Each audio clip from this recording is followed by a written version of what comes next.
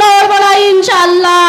যদি আমরা শেখ মুজিব, যদি আমরা জাতির পিতা বঙ্গবন্ধুর দেশে জন্মগ্রহণ করে থাকি, তাহলে আমাদের কথা আমরা বাস্তবায়ন করবই করব।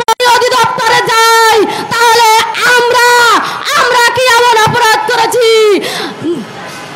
ধনীর ঘরে, ব্যবসায়ীর ঘরে একটাই নীতিমালা থাকে, বইয়ের জন্য বরাদ্দ থাকে, সন্তানের জন্য বরাদ্দ থাকে, বড় বড় কাজে বরাদ্দ থাকে, কিন্তু হুজুরের জন্য 500 টাকা বরাদ্দ থাকে না। তখন বলা হয় আপনারা সঠিকভাবে শিক্ষা দিচ্ছেন না, মাদ্রাসার সন্তানদের কি বাচ্চাদের। ঠিক আমাদের অবস্থা তেমনি হয়ে দাঁড়িয়েছে, আমাদের পরিস্থিতি তেমনি হয়ে দাঁড়িয়েছে।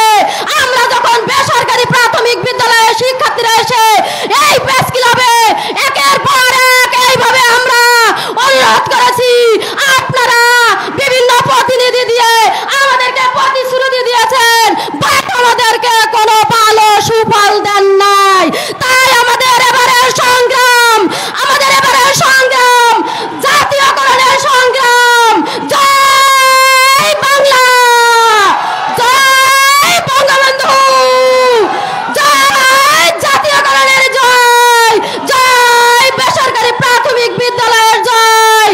এই বলে আমি আমার সংক্ষিপ্ত বক্তব্য শেষ করছি।